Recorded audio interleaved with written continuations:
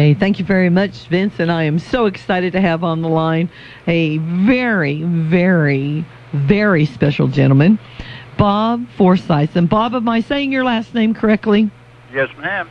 Well, Bob, I'm excited that John Hemp put us in touch. He told me what an incredible man you were and what incredible stories that you would have to tell us.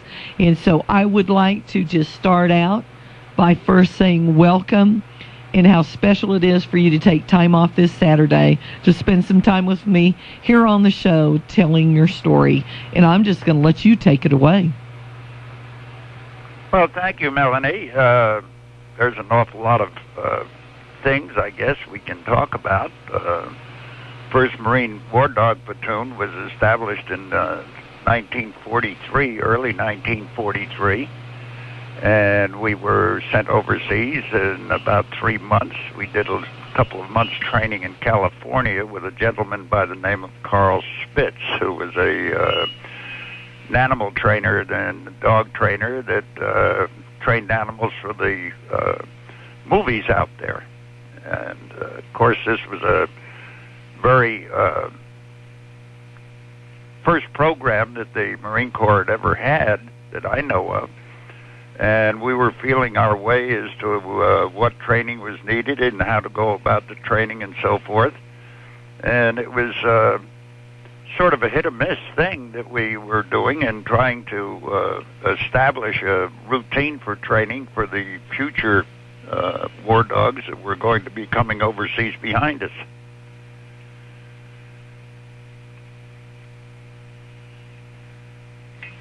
We participated in the actions in Bougainville, Guam, and Okinawa. Started out with 24 dogs and 52 personnel. Dogs all had double handlers because we figured at that time we were somebody might be unable to handle a dog, so we always had a backup. The messenger dogs, it worked out very well, and the point dogs, it worked out reasonably well, but usually the point dog was better off working with one handler because he was used to him and knew how to get along with him, and the handler knew the dog. So it was pretty exciting designing the slings for the dogs to go over the boats, off the transport boats, into the Higgins boats and that sort of thing. This was all done pretty much by the first platoon that went over. We had 3 messenger dogs that were German Shepherds. All the rest were Dobermans, and they worked out extremely well. They were great point dogs.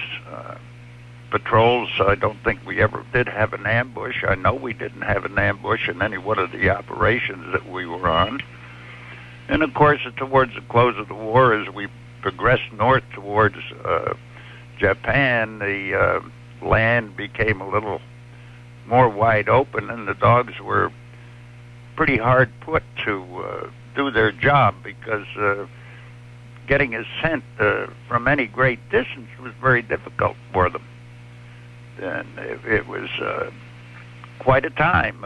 We were doing, usually most of them were doing 2 patrols a day, and usually standing sentry duty at night. So there was very little rest when we were in a combat area. Either dog or men had it very good. In fact, I remember sleeping with my dog on my chest in a foxhole with water up to my neck, and he was almost stone dry. It was kind of unnerving at best. The dogs, of course, were mostly donated from private homes, some kennels, and they were all, none of them were really trained at all. The personnel that started out with us, I think I was probably the only one that had any formal training or schooling, if you can call it that, in dogs, because I had worked in kennels since I was a young man. And so I had a little bit of a head start. And it was training attack dogs, which we found out was really not the greatest thing in the world for a point dog, because they would sometimes break because of the battle conditions and the gunfire. They perhaps didn't understand the handler or didn't hear him. And they would run into the Japanese and, of course, either get hurt very badly or killed. So we decided that that was not the way to go. So we sent word back to the United States with 3 of our personnel. I think it was Lieutenant Henderson, who was our commanding officer on the way out, and a fellow by the name of Constantine and Robinson were sent back to the States to help in the training and so forth. It was being done for the 2nd and 3rd. I don't know how many platoons they were working on at that time. But they were sent over, I guess, about a year after we departed the shores of the United States. And they had quite a time, but I think we made it a little easier for them. And they joined us in their first action on Guam with the 3rd Marine Division. That was the 2nd and 3rd War Dog platoons. And they had quite a tough time of it over there. They lost quite a few men and quite a few personnel. But it was quite, it was very, very interesting. And, of course, you know, it was more interesting perhaps to me than some of the others because of having worked with dogs all my life. And I don't know what else you would like to hear, Melanie. Oh, Bob, I tell you, what you're saying is just absolutely fantastic to me. Some of the ages of the dogs that you were working with or started out working with, did they come over as fairly young dogs, or were you getting them as older dogs? How was the age of those dogs? I know you said you had German Shepherds and some Dobermans. Yeah, most of them, I think, we all had only the 3 Shepherds and the rest were Dobermans, and the age varied from anywhere from 2 to 5 years old. They were easily trainable. Was the nice thing about both of those breeds. They took to training very nicely. We did have a few problems with the attack training when we first started out, because some of the dogs were smarter than we were. And we had a few people wind up in sick bay for dog bites, etc. But we caught on to it after a while and could do it pretty well. But, of course, we were doing without the benefit of these nice attack suits that came out later. We used to use an inner tube and some burlap and strap it between your wrist and elbow. And you had to, what we call, pick the dog up. When he came for you, if you were the agitator, you had to get that arm into the dog's mouth, because if you missed, you could be in for a very severe dog bite. So that was an interesting part of our training, but as I say, we discarded the attack training later on because we found that it just wasn't suitable for the job. Well, the dogs were... we had one shepherd that was running messages back and forth on Bougainville by the name of Caesar, that was very well known, had an awful lot of write-ups in the hometown papers, etc.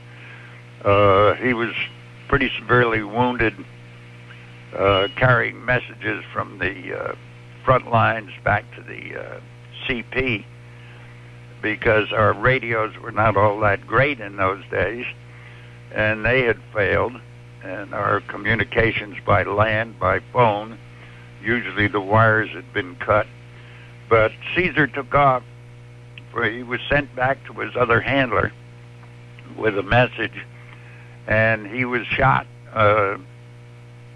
just barely above the spine, which is less than a third of an inch lower would have put him out of action completely. And then he was hit again, but he did make it back to the CP. And of course, he was rushed right over to the the medical personnel, and the doctors operated, and they did a grand job, and Caesar came back to us within a couple of months. But he was a wonderful dog, a great worker, and he was just, he did his job very well. In fact, I think all the dogs did. They did everything we expected of them and everything we called for them to do. That's incredible. Well, throughout your time, how many dogs did you actually serve with? How many dogs did you have? I only served with one dog, and his name was Liney. See, unfortunately, after Bougainville, I was promoted into a non-commissioned officer. So I sort of lost contact with the dog. I was no longer a assigned handler, but I did work with him through Guam, and I also worked with him through Okinawa. Excuse me. That's okay. Well, I tell you what, Bob, we need to walk the dog here on REN, so we're going to take a quick